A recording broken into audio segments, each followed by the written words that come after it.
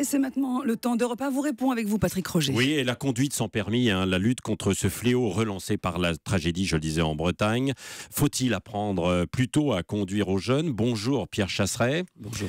Vous êtes délégué général de l'association 40 millions d'automobilistes. Est-ce que ce drame, justement, relance malheureusement le débat sur l'âge du passage du permis de conduire en France, selon vous?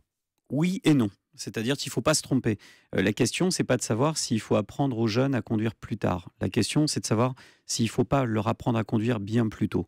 Dans le cas de ce drame, et d'ailleurs j'en profite pour présenter un peu aussi toutes mes condoléances aux familles des proches et des victimes, parce que c'est vraiment un drame absolu. Mais je rappelle quand même que là, on a 4 décès chez des jeunes.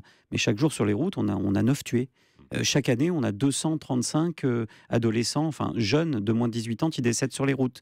Alors là, on en parle beaucoup parce que ça fait 4 d'un coup et que c'est énorme et que les circonstances de l'accident nous font nous interroger sur beaucoup de questions. Mais sur la route, il y a encore des choses qu'on pourrait facilement éviter. Je rappelle que dans cette voiture, ils étaient trop, c'est une évidence. 14 dans une fourgonnette, effectivement, évidemment, une petite voiture. Oui, mais évidemment, pas de ceinture de sécurité non plus. Je vous rappelle quand même que dans 10% des accidents mortels sur les routes de France chaque année, 10%, 350 tués. Il n'y avait pas de ceinture de sécurité. Il y a quand même de quoi se poser des questions. Voilà des décès qu'on pourrait facilement, très facilement éviter. Oui, alors la conduite sans permis, puisque ce jeune allait avoir 17 ans. Est-ce qu'il faut revoir justement quand même cette... Il y avait eu cette idée qui avait été lancée il y a quelques années, puis reprise il y a quelques mois, d'abaisser l'âge du passage du permis de conduire. Alors ça a été fait par Bernard Cazeneuve là récemment, puisqu'on peut désormais passer son permis de conduire à 17 ans et demi, mais rouler seul toujours à partir de 18 ans. Et pareil pour la conduite accompagnée, s'inscrire dès 15 ans et demi au lieu de 16 ans. Et puis il y avait cette proposition il y a quelques années d'un ancien délégué interministériel qui s'appelait Robert Namias et qui était extrêmement brillante. L'idée était de faire passer le permis de conduire aux gens à 16 ans. Je trouve cette idée, et à 40 millions d'automobilistes, on y est tout à fait favorable. Pourquoi? Parce que plus vous apprenez tôt à quelqu'un, plus vous lui apprenez à être responsable tôt, eh bien plus vous obtenez des bons résultats sur la route. J'en veux pour preuve ce qui se passe aux États-Unis dans certains États. Où là, on peut conduire à partir de 16 ans. Tout à fait. Oui. Qu'est-ce qu'on observe dans ces États? Une réduction de la part de mortalité routière, quelles que soient les catégories d'âge. Ça veut dire qu'évidemment, la part des 16-18 est impactée, est fortement impactée, parce que quand on n'a pas d'expérience au volant, on est forcément impacté par les accidents. Mais en tout cas, sur le long terme, on s'aperçoit que ce sont des choses qui sont extrêmement positives. Vous savez, dire bonjour, merci, au revoir, s'il vous plaît, ce sont des choses qu'on apprend très tôt et qu'on va reproduire tout au long de notre vie. La conduite, c'est pareil. Plus on apprend tôt, plus c'est simple par la suite. Oui, alors si on abaissait ce passage à 16 ans du permis de conduire, il faudrait un accompagnement peut-être encore plus suivi. Sans doute qu'il faut revoir le système du permis de conduire en France. Sans doute qu'il faut intégrer très vite, il y a urgence, le simulateur de conduite dans le cadre de la formation. Parce que là, j'entends dans les médias depuis hier, c'était sur une ligne droite non accidentogène. Mais il n'y a pas de point accidentogène en France. Il y a des accidents, point. Il n'y a pas de zone accidentogène. L'accident, c'est toujours une multitude de facteurs qui arrivent à des points qui peuvent être sans réelle cause, où on se dit, tiens, sur cette ligne droite, normalement, il n'y a rien. Ben oui, il n'y a rien. Mais comme notre cerveau réfléchit et raisonne à risque constant, ce qui se passe, c'est quand on n'a pas de risque, quand une route nous semble sans risque, on compense par une prise de risque supplémentaire. Oui, et puis on voit de plus en plus de jeunes impliqués dans des accidents, des petites collisions, parfois, où on en parle un petit peu moins, contrairement donc à celle-ci, effectivement, qui est terrible, où il y a des jeunes qui n'ont pas 18 ans, qui conduisent, qui empruntent le véhicule de leurs parents. Alors là, dans ce cas-là, c'est bien ça. Les parents étaient en voyage à l'étranger, un des jeunes était en conduite accompagnée, il emprunte le véhicule et il rentre à 14 dedans. Ce qu'on ne dit pas, c'est qu'avant, ils ont fait la fête, entre guillemets. Oui.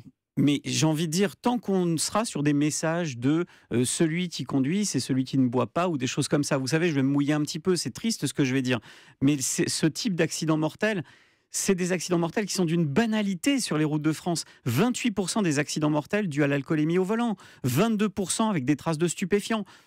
J'ai envie de presque de dire, mais je ne vais pas être étonné quand on va nous apprendre qu'il y avait de l'alcool en jeu. Malheureusement, qu'est-ce qu'on a fait pour ça? Qu'est-ce qu'on essaye de faire pour ça? On n'envoie pas le bon message. Je pense que les jeunes, on ne leur empêche pas de faire la fête, on l'a tous fait. Que celui qui n'a pas fait la fête en buvant un petit peu me jette la première pierre. Mais ce qu'il faut dire aux gens, aux jeunes aussi, c'est restez chez vos amis, dormez chez vos amis, faites-vous raccompagner, appelez vos parents. Il n'y a pas de honte à dire à nos parents, écoute, j'ai un petit peu, papa, maman, j'ai un petit peu trop bu, viens me chercher. Je pense que la clé se situe là. C'est pas j'ai bu donc je ne conduis pas ou je passe le volant, c'est j'ai bu donc j'attends et je reste chez mes amis. Pierre Chasseret, est-ce qu'on a une idée à peu près le nombre de mineurs qui conduisent justement sans permis? On sait, on peut évaluer un... C'est très difficilement évaluable. Les dernières évaluations qu'on a, c'est 600 000 conducteurs sur les routes, 600 000 personnes qui conduiraient sans permis, dont la moitié, donc 300 000, qui ne l'auraient jamais passé. Dans ces 300 000, il y a une part de jeunes. Quelle est la part précise? C'est très difficilement évaluable.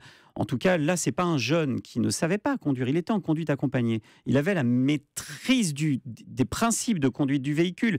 C'est juste qu'il n'avait pas l'expérience et qu'ils étaient à 14. Oui. Et à 14, on est désinhibé. Pierre Chasseret, ça intervient aussi en pleine polémique sur la proposition de Christiane Taubira de dépénaliser le conducteur sans permis avec une simple amende. Qu'est-ce que vous en pensez? Est-ce que ce n'est pas aller dans la déresponsabilisation justement des conducteurs qui se diront qu'il n'y a plus la menace du tribunal? Alors, j'ai eu cette phrase qui était extrêmement dure, mais où j'ai dit que Christiane Taubira, je lui conseillais de prendre beaucoup de repos et des vacances parce qu'à mon avis, elle en avait... C'était vendredi dernier. Elle en a fortement besoin. Ce que je trouve terrible, c'est que malheureusement, elle va devoir abandonner cette proposition à cause de cet accident mortel.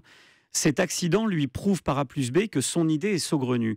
Mais j'aurais préféré vraiment qu'on se passe de cet accident-là. Mais évidemment, 500 €, vous vous rendez compte? Il vaut mieux prendre une prune, finalement, que de prendre une assurance ou de passer son permis de conduire. Je pense que là, il faut reprendre vite notre raison et se dire que ce projet de loi était totalement déresponsabilisant. Vous savez, moi, je suis le DG d'une association qui s'appelle 40 millions d'automobilistes. Je suis là pour protéger les gens. Oui, et vous défendez les automobilistes. Voilà. Quoi. Alors vous savez forcément que sur les radars, j'ai pas forcément un discours très politiquement correct tout le temps, mais en tout cas là, sur ce discours-là, non, Madame Taubira, vous faites erreur. Vous ne regardez que votre précaré en termes de tribunaux pour les désengorger, mais vous n'avez pas compris, Madame Taubira, qu'avec ce projet de loi, vous allez faire augmenter la mortalité routière. Et là, c'est grave. Oui, et vous croyez qu'elle va faire machine arrière? Elle l'a évoqué vendredi dernier. Je veux même aller plus loin. Je crois que c'est fait. Je crois que la marche arrière est enclenchée. Mais pour moi, il n'y a pas de honte à faire marche arrière. Si elle fait marche arrière, elle en ressortira grandie. Il peut arriver d'avoir des mauvaises idées. Le tout, c'est de pouvoir les reconnaître. Merci Pierre Chasseret, délégué général de l'association 40 millions d'automobilistes, d'avoir répondu en direct ce matin sur Europe 1.